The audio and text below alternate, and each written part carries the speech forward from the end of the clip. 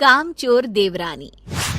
एक बार की बात है, सुषमा अपने पूरे परिवार के साथ खुशी खुशी मोहन नगर में रहती थी। उसकी 2 बहुएं थी, पल्लवी और शिवानी। एक दिन दोनों बहुएं रसोई में काम कर रही होती है कि तभी उनकी सास सुषमा उन्हें बुलाती है। अरे बहू, जरा इधर तो आना। शिवानी, जरा जाकर देखना सासू माँ क्या कह रही हैं। दीदी आप ही देख लो ना जाकर, आपको भी तो सुनाई दे रहा है। अरे मैं आटा गूंद रही हूँ ना, तुम चली जाओ। हाँ तो मैं भी तो सब्जी काट रही हूँ ना दीदी। अरे बहू जल्दी आओ। वो ये तो जाएगी नहीं, मैं ही जाकर देखती हूँ कि क्या करना है। पल्लवी सुषमा के कमरे में जाती है। जी मम्मी जी, क्या हुआ? शाम को घर पर कुछ मेहमान आने वाले हैं, तो तुम अच्छा सा खाना बना लेना बहू। ठीक है मम्मी जी, आप बता दीजिए क्या क्या बनाना है और कितने लोग आ रहे हैं। सुनील की मौसी जी और उनका पूरा परिवार आ रहा है। कुल मिलाकर 3 लोग और हमें मिलाकर हुए 9 लोग। तो अभी से ही तैयारी करना शुरू कर दो। और हाँ, घर की सफाई भी कर देना, हाँ अच्छे से। जी मम्मी जी, सब काम हो जाएगा, आप चिंता मत कीजिए। पल्लवी शिवानी को घर में मेहमान आने वाले हैं इसके बारे में बताती है। क्या 9 लोगों का खाना बनाना होगा, घर की सफाई करनी है? बाप रे, सासू माँ ने तो हमें घर की नौकरानी ही समझ कर रखा है। ऐसा नहीं बोलते शिवानी, हम इस घर की बहू हैं और घर के काम करना हमारा फर्ज है। दीदी तो है ही सासू माँ की चमची, जब देखो सासू माँ सासू माँ। मैं तो इतना सारा काम नहीं करने वाली। शिवानी कपड़े लेकर गमला साफ कर रही होती है और चक्कर आने का नाटक करने लगती है। मेरा सर चकरा रहा है। तभी वहाँ पल्लवी और सासू माँ जाते हैं। अरे बहू, क्या हो गया तुम्हें? मम्मी जी, बहुत तेज सर में दर्द हो रहा है। तुम एक काम करो शिवानी, आराम कर लो। नहीं नहीं दीदी, घर में मेहमान आने वाले हैं, मुझे आपकी मदद करनी चाहिए। अरे कोई बात नहीं शिवानी, तुम आराम कर लो, मैं सब काम कर लूंगी। ठीक है दीदी, अगर आप इतना कह रही हैं तो आराम कर लेती हूँ। शिवानी आराम से अपने कमरे में मैगजीन पढ़ रही होती है।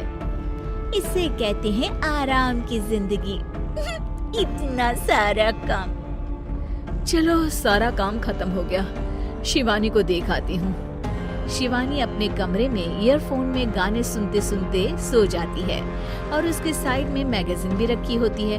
पल्लवी वहाँ आ जाती है और वो सब देखती है। ओहो, तो मतलब सब काम चोरी का बहाना था। अभी बताती हूँ इसको। घर का सारा काम मुझे करना पड़ा और ये महारानी यहाँ मैगजीन पढ़ रही है, गाने सुन रही है। पल्लवी रसोई से एक प्लेट और चम्मच लेकर आती है और शिवानी को थाली बजाकर उठाने लगती है। शिवानी अचानक से उठती है। उठ गई महारानी, गाने भी सुन लिए, मैगजीन भी पढ़ ली। तुम तो बहुत बड़ी झूठी निकली शिवानी। तुमने सर दर्द का बहाना बनाया ताकि काम करने से बच सको। हाँ बनाया बहाना, तो क्या करती, इतने सारे काम करती। मुझे कोई शौक नहीं है चापलूसी का। क्या चापलूसी? तुम्हें लगता है कि मैं सारे काम चापलूसी के लिए कर रही हूँ? नहीं तो क्या। तभी वहाँ सासू माँ आ जाती हैं। अरे बहू, वो लोग बस आने ही वाले हैं, तुम तैयारियां कर लो। जी सासू माँ, तुझे तो मैं बाद में देखती हूँ। सब खाना खाने बैठते हैं और खाना शुरू करते हैं। तभी सुनील की मौसी बोलती है। वाह भाई वाह, खाना तो बहुत ही अच्छा बना है सुषमा जी, एक एक चीज में क्या स्वाद है। ये सुनकर शिवानी मुंह बना लेती है। उसे अपनी जेठानी की इतनी तारीफ राज नहीं आती। आपकी बहुएं तो बहुत ही अच्छा खाना बनाती हैं। हाँ बनाती तो दोनों ही अच्छा है, पर आज ना ये सारा खाना बड़ी बहू ने बनाया है। छोटी बहू की तबीयत ठीक नहीं थी, सो इसलिए। मानना पड़ेगा सुषमा जी, आपकी बड़ी बहू तो बहुत ही गुणवान है। पल्लवी की तारीफ सुनकर शिवानी को जलन होती है। पल्लवी ये सुनकर खुश हो जाती है और शिवानी की तरफ देखकर उसे चिढ़ाती है। कुछ देर बाद मेहमानों के जाने का वक्त हो जाता है। मौसी जी सबके लिए उपहार लाई होती है। वो सबको शगुन के पैसे देती है और अंत में पल्लवी के पास आती है। तुम्हारे लिए शगुन का लिफाफा तो है ही, पर बहू तुम्हें एक और उपहार भी मिलेगा इतना अच्छा खाना बनाने के लिए। मौसी अपने सोने के कंगन निकालकर पल्लवी को पहना देती है। ये लो, ये मेरे मनपसंद कंगन है, अब से ये तुम्हारे हुए। धन्यवाद मौसी जी। ये देखकर शिवानी तो पूरी तरह से जल जाती है और गुस्से से रसोई में चली जाती है। तभी वहाँ पल्लवी आ जाती है और उसे अपने कंगन दिखाने लगती है। देवरानी जी, अब आपका सर दर्द ठीक तो है ना?